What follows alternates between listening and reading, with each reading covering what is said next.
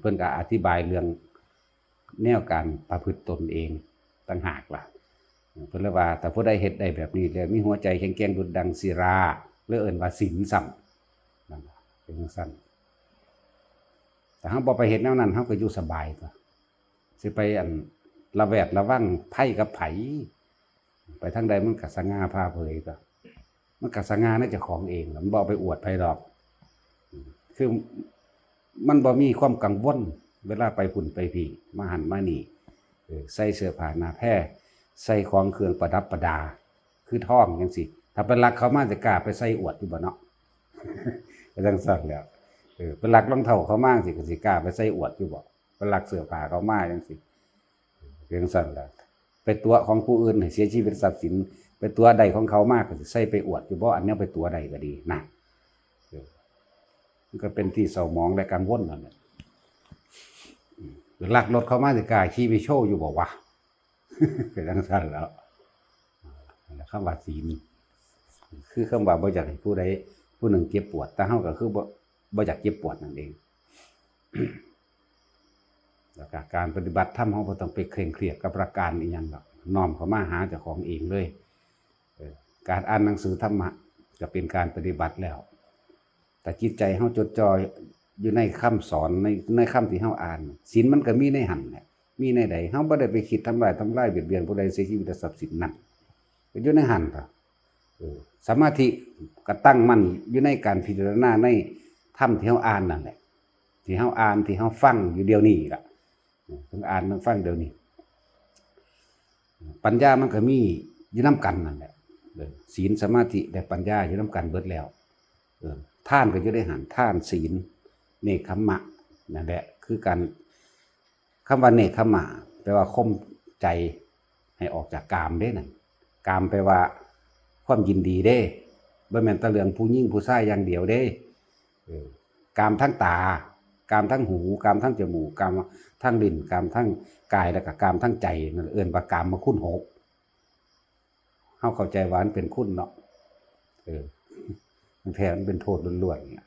เคยได้ยินแต่คำว่ากามมาคุณหามื้อนี้สิเว้ากามมาคุณหกเบิ่งมันเป็นจังไดมันจะไปผิดตับไปอยู่บ่ เคยยินแต่กามมาคุณหาตาหูจมูกลิ้นกายมันบ่มีใจบ่นั่นมันมาร่วมอยู่นี่ดอกเนาะนั่นว่าซั่นเดินกามมาคุณหกล้วนแล้วแต่สัญญาทั้งเบิดอีหยังก็ดีจำได้ทั้งตาทั้งหูทั้งจมูกทั้งลิ้นทั้งกายแล้วก็ลงมาติดสัญญาใจกันเองที่เพิ่นว่าเป็นหยังคือว่าภาวนาหรือว่าการมาปฏิบัติธรรมในลักษณะนี้ที่มันเป็นรูปแบบนี้มันจึงมีบุญสูงสุดท่านเฮาก็มีแล้วนี่เฮาบ่ไปเบียดเบียนไผได้นี่ท่านการลักท่านการฆ่าปล้นจี้ท่านการโกหกท่านการกินเหล้าแล้วได้นี่ศีลก็มีอยู่ในนี่เองท่านศีลนี่ภาวนาล่ะนี่คัมมะล่ะตอนนี้ก็ดีข่มจิตใจออกข่มจิตใจนี่คือบ่ไปคิดถึงในความอยากได้อยากดีอยากมีอยากเป็นบ่อยากไปแย่งชิงลักนั่นนี่ของไผนะปัญญามันก็รอบรู้อยู่ในนี่มันก็ได้แนวทางแห่งการดับทุกข์ของเจ้าของเอิ้นปัญญาวิริยะความเพียรก็มีในนี่พยายามอยู่นี่แหละพยายามที่ทำให้พยายามให้ถึงความรู้แจ้งนะครับรู้แจ้งจริงของเจ้าของเองในทุกสมุทัยของเจ้าของเองเนี่ยแจ้งขันติก็อดทนเอาอยู่นี่แหละคมใจอดทนบัดทุกอย่างแหละอดทนทั้งตาทั้งหูทั้งจมูกทั้งลิ้นทั้งกายทั้งใจคือเก่านั่นแหละอดทนสัจจะมันนี่ก็ได้เห็นความจริงของเจ้าของนั่นแหละแล้วก็เอาธรรมตัวนี้แหละไปเปรียบเทียบอธิษฐานคือตั้งใจมั่นคงแน่วแน่ต่อจุดหมายอธิษฐานตั้งใจว่าอยากให้มันสิ้นทุกข์ในศาสตร์นี้ตั้งใจเมตตาเนี่ยมันก็มีอยู่ในศีลแบบมันร่วมเบิดอุเบกขาเนี่ยตอนนี้มันก็ว่างอยู่ตอนนี้จักหน่อยมันจังสิเอาไม่ มันจังสิเริ่มไม่เนาะหยิบออกเริ่มศูนย์ตาสินไม่เถียงกันนี่ยังมื้อนี้เถียงกันหยังวากเวก บ่ทันเถียงติคิดไว้ก่อนติมันคือดังเลยสัตว์ คิดไว้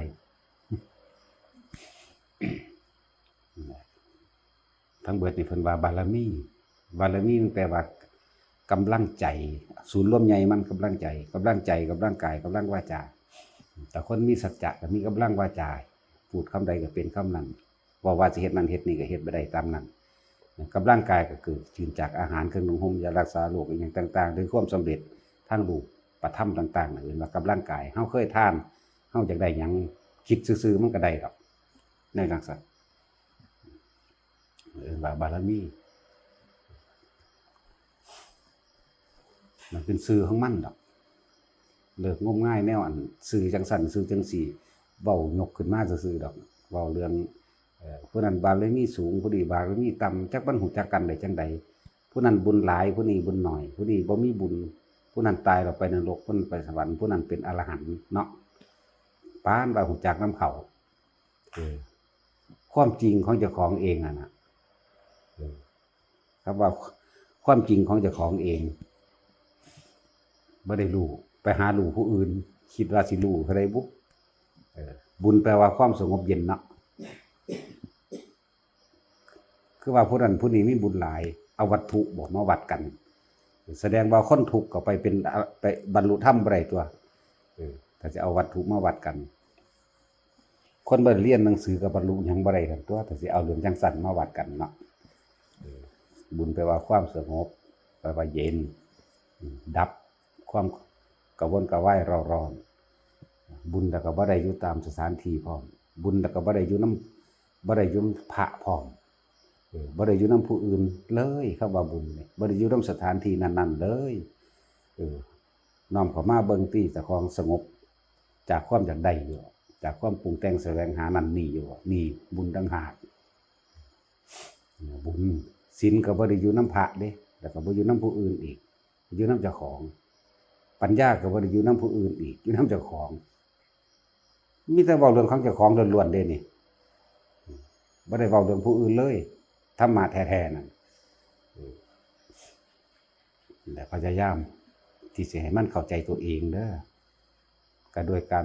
ทำความคิดเห็นนี่มันตรงกับคำสอนเพิ่นนั่นแหละถ้าเฮาบ่มีเพิ่นเฮาก็บ่รู้แนวจังซี่ล่ะสัมมาทิฏฐิ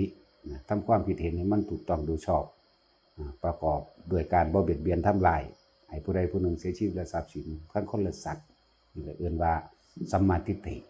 ทำความคิดเห็นโดยชอบประกอบด้วยการไม่เบียดเบียนแล้วก็ต้องทำได้โดยกายวาจาจิตพร้อมไปจังซั่นมันก็เป็นศีลเป็นสมาธิเป็นปัญญาก็มีอยู่ในหันน่ะ เอาง่ายๆน้อมเข้ามาเบิ่งโดดมันอยู่ซ้ำนี่แหละมันบ่ได้อยู่ลึกล้ำอิหยังดอกอันนั้นวิธีปฏิบัติเป็นเครื่องอยู่ดอกที่ว่ากรรมฐาน40นั่นกรรมฐาน40เป็นเครื่องอยู่สำหรับคนฟุ้งซ่านเป็นวิธีข่มกิเลสเป็นวิธีข่มความอยากนั่นแหละแต่ว่ากิเลสก็เลยอยากได้อยากดีอยากมีอยากเป็นนั่นแหละเป็นวิธีข่มเป็นวิธีอยู่ตามปกติแล้วทุกคนตั้งแต่ตื่นขึ้นจนเท่านอนหลับคิดหาผู้อื่นเบิดนั่นคิดหาผู้นั้นคิดหาผู้นี้เอาความรู้สึกนึกคิดไปไว้นำผู้อื่นเบิดเอาสุขเอาทุกข์ไปไว้นำผู้อื่นเบิดแม่นหรือว่าแม่นล่ะเนาะถ้าว่ามีธรรมของเพิ่นนั่นน่ะบ่มีทางรู้ดอกว่าโอ้กูเป็นจังซี่อีหลีนั่นแต่น่ะกินข้าวอยู่ยังบ่ได้อยู่กับข้าวยังไปอยู่นำผู้อื่นกินข้าวงับๆอยู่ก็ดี ยิ่งกินข้าวเป็นหมู่หังเว้าหังไปหาผู้อื่นคักเนาะมันชวนกันเว้าได้ซั่นกินข้าวแงบๆอยู่กับเว้าก็กินข้าวกับยายอ้วนจังซี่นะพวกอยู่นี่เนาะเขาสร้างยายอ้วนเลยซั่นเขาก็เลยเว้าพื้นยายอ้วน เนาะเห็นบ่หรือเศร้าเว้าล่ะวะ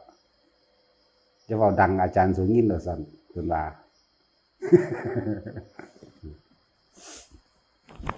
กินข้าวยังบ่ได้อยู่กับอาหาร ยังไปอยู่นำผู้อื่นพุ่นแต่น้อมเข้ามาหาเจ้าของแต่จักฮู้อยากคำว่าอรหัตมันแปลว่าจังใดอะระหันเข้ามาหาเจ้าของได้จังสิจากคำว่าอะแปลว่าไม่ แปลว่าไม่บ่อยากได้หยังนั่นน่ะ อรหัตวางวางมือจากบาปผู้วางมือจากบาปผู้วางมือแล้วจากความกังวลและเราหลอกในความอยากได้ในความอยากเป็นนั่นเองแต่นั้นเฮาถ้าเฮาบ่หันมาเบิ่งความคิดเจ้าของเองน่ะบ่มีทางรู้ได้ต้องหันมาในความคิดวันนี้มันเฮ็ดจังใดมันบ่อาจสามารถที่หยุดคิดได้มันก็เลยต้องอาศัยกรรมฐานที่10เว้าหลายโพดกรรมฐานที่10เอาพุทโธตัวเดียวซะเนาะเว้าหลายโพดเว้าไปก็เว้าซื่อๆนั่นแหละเว้าบ่มีไผรู้จักหยังดอกซึ่งลึงอยู่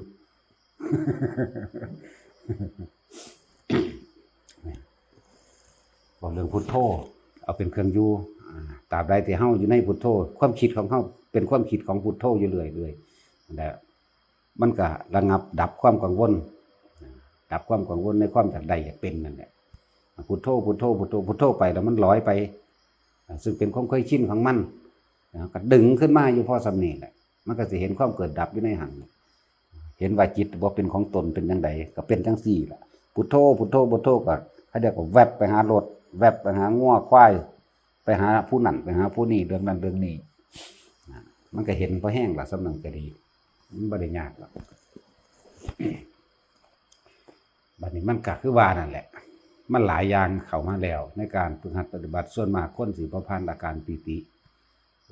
เวลามีอาการปิติหรือว่าที่นั่งภาวนาไปสิภาวนาแบบ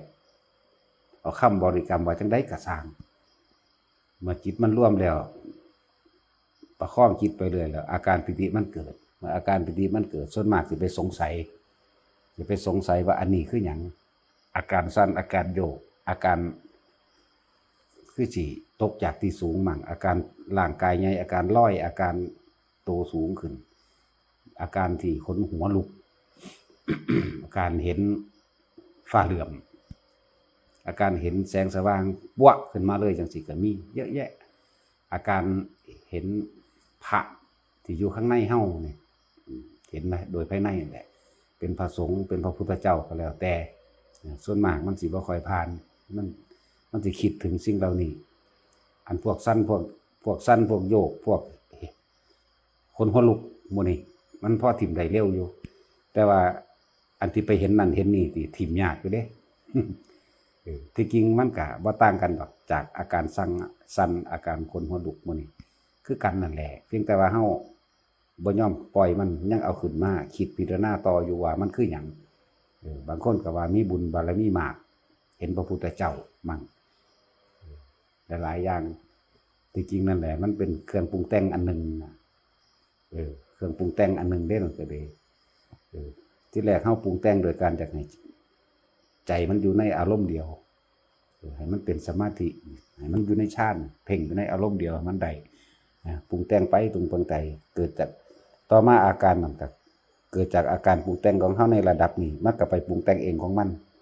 บัดนี้เฮาไปเห็นในนิมิตต่างๆเฮาก็เอานิมิตนั้นมาปรุงแต่งซ้อนกันอีกปรุงแต่งที่หนึ่งให้จิตร่วมเมื่อจิตร่วมแล้วการปรุงแต่งที่สองคือปรุงแต่งที่มันเป็นเองการปรุงแต่งที่สามคือเฮาเอาความรู้สึกนั้นหรือสิ่งที่เห็นนั้นมาปรุงแต่งอีกปรุงแต่งที่สี่สรุปมาให้มันเป็นนะมันหลายคืออย่างเขาเรียกว่าสังขาร มันจะปรุงแต่งกับปรุงแต่ง เหมือนเฮาสิเฮ็ดจังใดเฮาสิถิ่มมันได้ก็จะนำเขามาคิดมันก็ถิ่มล่ะง่ายวะง่ายๆเนาะง่ายไว้จะหน่อย จะเก็บมาเป็นอารมณ์นั่นตาก็แค่รู้ว่ามันแค่รู้ว่ามันสั่นรู้ว่ามันโยกรู้ว่ามันเห็นเท่านั้นเองก็หยุดลงจะเก็บมาเป็นอารมณ์เลยคำว่าอารมณ์นี่เป็นภพเป็นชาติเบิดเลยนั่นแหละที่เกิดของภพชาติก็คืออารมณ์นั่นเองอารมณ์ก็มีสองอารมณ์นั่นแหละมันต้องเว้าง่ายอารมณ์อุเบกขามันเว้ายากคำว่าอารมณ์อุเบกขาผู้ใดที่บ่มีความกังวล ไปเป็นพรหมเท่านั้นแหละบ่มีนิวรณ์นั่นเองบ่มีนิวรณ์อารมณ์อันนั้นไปเป็นพรหมถ้าอารมณ์บ่พอใจก็ไปนรกศูนย์นั่นแหละถ้าอารมณ์พอใจก็หลงอยู่ได้ดีสักวันในกามมาพบนี่แหละพ่อเข้าใจว่านี่ พ่อเข้าใจว่า เข้าใจอยู่บ่เพราะหยังอย่างนั้นบ่เข้าใจก็สร้างได้ฟังมาหลายแล้วเนาะ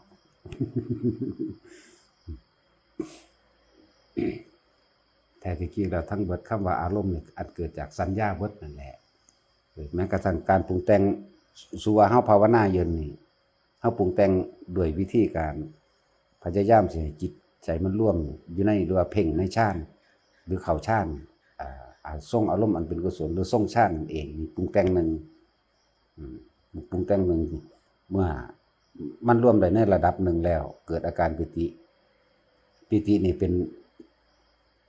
ป็นสิ่งที่เกิดขึ้นเองอันเกิดจากการปรุงแต่งของเฮาคือกันเมื่อปิติเกิดแล้วหรือภาพนิมิตเกิดกระสางเฮาไปดึงเอาภาพนิมิตมาปรุงแต่งอีกนี่มันเป็น4ระดับในการปรุงแต่งเบิดของบ่ล่ะ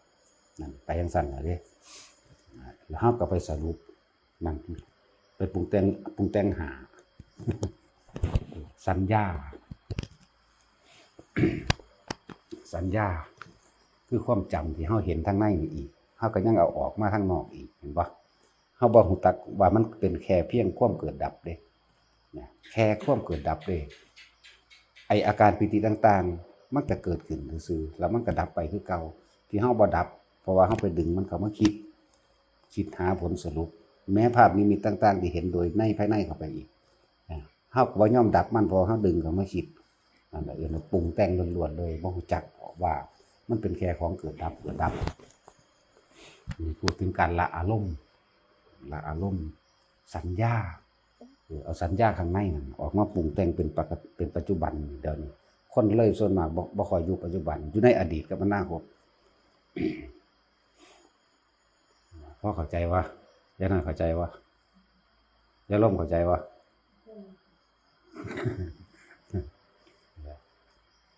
สัญญาเมื่อกี้นี่เนาะสัญญาเมื่อกี้นี่สมมุติว่ามันออกจากสมาธิเมื่อใดก็ยังนึกถึงภาพนิมิตเอิ้นว่าเอาสัญญาอันเมื่อกี้นี่เนี่ยมันเป็นได้มันก็เป็นอดีตคือเก่าสัญญาอันเมื่อกี้นี่ก็ได้มาปรุงแต่งยืดยาวไปคุยกันไปเนาะจังว่าคือเขาว่าสิทิมอันนั้นแบบใดสิทิมอันนี้แบบใดก็ยังว่าจะนำเขามาคิดผู้นั้นเพิ่นก็สิเข้าใจเรามั้งฟังเท่าใดหรอกก็ยังบ่เข้าใจ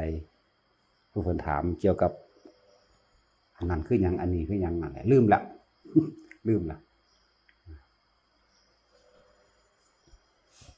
แต่ผู้เขาเจ้าถามเองเขาเจ้าสิคิดออกเองดอกเขาเพิ่นสิว่าเอาเองดอกว่าเข้าใจแล้วครับเองดอกผู้เพิ่นถามมานั่นแต่ว่าเฮามันลืมแล้วจังซั่นทีนี้สิคุยเรื่องการละอารมณ์อันนี้แหละละอารมณ์อันเกิดจากการปิติละอารมณ์มันเกิดจากการเข้าไปเห็นนิมิตต่างๆนิมิตต่างๆบ่ต่างจากฝันดอกเป็นหยังเฮาคือหลายๆคนเอามาเป็นจริงเป็นจังเด้บ่ต่างจากฝันแต่ว่าในขณะนั้นคือเฮามีสติรู้อยู่ฝันนี่บ่อาจสามารถกำหนดได้ว่าเป็นไปแบบนั้นแบบนี้แม้กระทั่งนิมิตก็บ่อาจสามารถกำหนดได้แต่ว่ามองตรงที่มันต่างคือมันเป็นผู้มีสติรู้อยู่นั่นเองนิมิตก็กำหนดบ่ได้คือกันมันจำเป็นไปเองของมันแต่ว่าบ่แม่นนอนหลับอันนั้นมันเป็นความนอนหลับเผลอไปแต่ว่าอันนี้มันค่อยๆเข้าไปในอุปจารสมาธิก็เกิดภาพนิมิตแต่สิ่งที่เห็นทั้งเบิดนั่นน่ะเหมือนฝันคือกันแหละกับฝันฉะนั้นนะวิธีละก็คืออย่านำมาคิดเท่านั้นเองถ้าเฮามาคิดปุ๊บเนี่ยว่ามันสิเป็นผู้มีบุญนั่นแหละเป็นผู้มีบุญเป็นผู้มีบารมีสูงเป็นผู้มีหูทิพตาทิพเป็นผู้รู้วาลจิตเป็นผู้รู้นั่นผู้รู้นี่นั่นแหละเป็นผู้รู้เลยแหละถ้าเฮานำเข้ามาคิดจังว่าเขาถามว่าสิละแบบใดก็ละแบบนี้แหละอย่านำมาคิดปรุงแต่งต่อให้สักแต่ว่ารู้ทางในให้สักแต่ว่าเห็นทางในคำว่าเห็นซื่อๆได้อยู่บ่รู้ซื่อๆได้อยู่บ่โดยบ่ต้องมาปรุงแต่งให้มันเป็นตัวเป็นตนมันก็ละแค่นั้นเองนั่นแหละเอิ้นว่าละทั้งเบิดนั่นแหละแม้กระทั่งเฮาเห็นกันอยู่เดียวนี้ฮอดยามเลิกแล้วก็เลิกไปแน่เข้าใจบ่นี่เทียบเข้าใจบ่นี่ มันก็ยังบ่จริงมันก็ยังบ่เที่ยงเห็นบ่ล่ะมันยังบ่เที่ยงแท้อีหยังล่ะเฮาเห็นกันเดี๋ยวนี้ถึงเวลาเลิกแล้วก็เลิกไปแน่มันก็บ่ได้นั่งจังซี่ตลอดวิธีละนิมิตเอาไปเทียบกันเอาเองเอาไปเทียบเอาบ่ว่าสิเห็นนอกบ่ว่าสิเห็นในให้มันสักแต่ว่านะจักสิอธิบายว่าจังได๋อีกคำว่าสักแต่ว่ามันบ่มีแนวปรุงแต่งต่อแหมมันเป็นของว่างผู้ใดอธิบายคำว่าว่างผู้นั้นก็ประสาทเท่านั้นแหละมันบ่มีสัญญาก็แม่นมันบ่มีสัญญาก็แม่นบ่มันบ่ปรุงแต่งต่อก็แม่นมันบ่เอาสิ่งที่รู้ที่เห็นเข้ามาอันนี้มาปรุงแต่งก็แม่นมันสิเป็นไปจังไดก็ยังว่ามันว่างเข้าใจว่า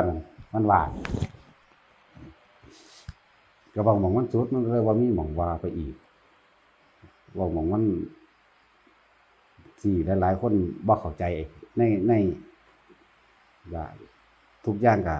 คือการละสัญญานั่นแหละ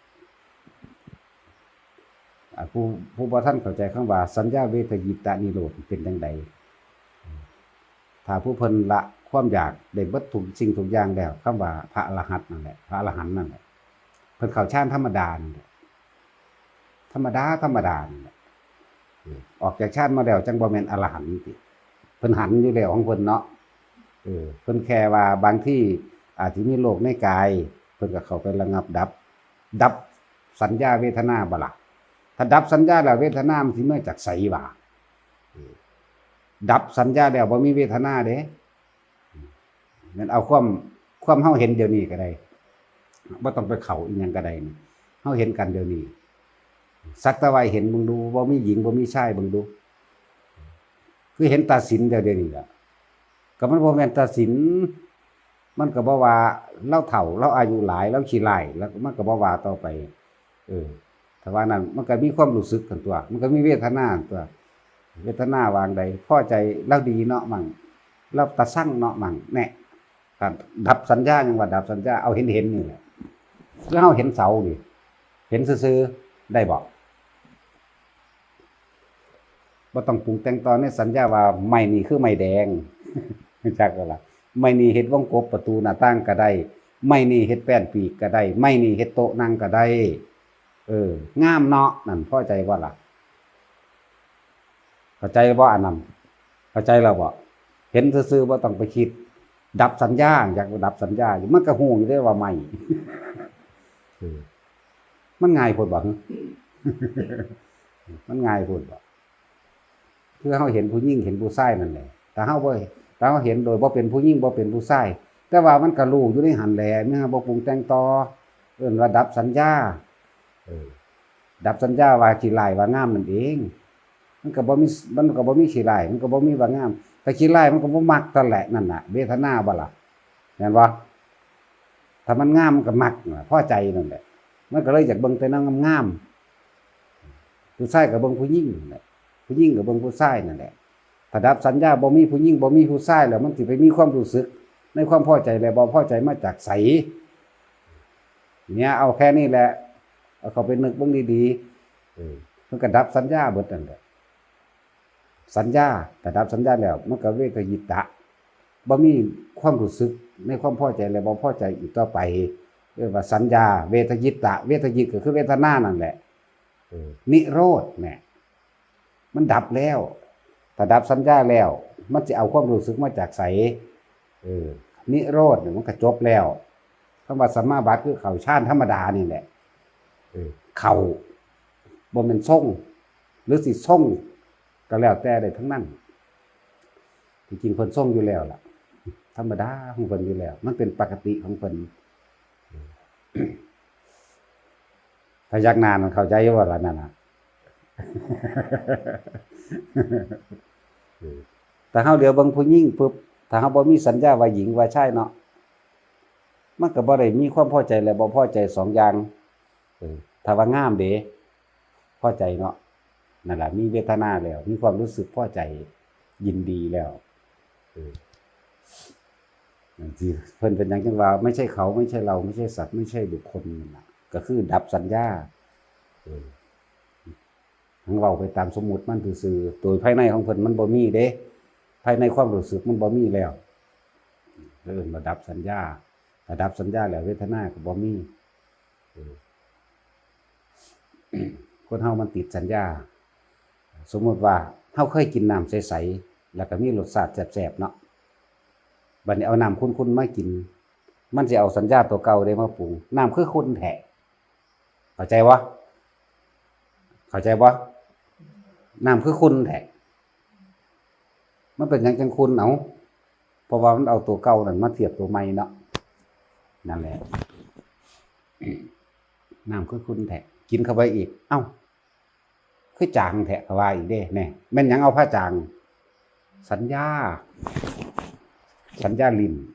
สัญญาตาสัญญาหูสัญญาจมูกสัญญากายแล้วก็รวมลงเลยสัญญาใจ